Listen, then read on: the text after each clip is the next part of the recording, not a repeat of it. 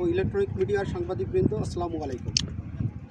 আপনারা অবগত আছেন যে যশোর রিজনের দায়িত্বপূর্ণ এলাকা দক্ষিণে তালপট্টি হতে উত্তরে পদ্মা নদী পর্যন্ত সর্বমোট 600 কিলোমিটার। যশোর রিজন এই বিস্তীর্ণ এলাকার সীমান্ত সুরক্ষায়, নিরাপত্তা ও আস্থার প্রতীক হিসাবে নিরলসভাবে কাজ করে যাচ্ছে।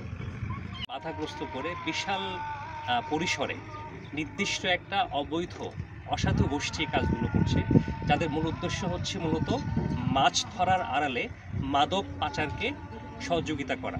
আমরা কিন্তু সবাইকে টার্গেট করে প্রত্যেক জেলেদের কাছ থেকে কিন্তু এরকম জাল ধরছি না।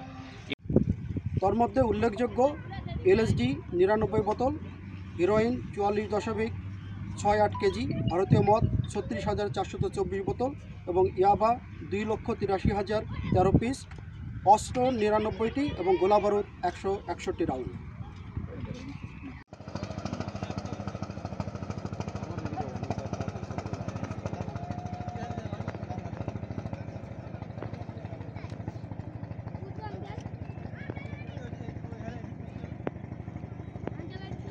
ভাই এটা ইয়ে কার্ড লিখতে কার্ড এই কার্ড কেমন পড়ে গেছে?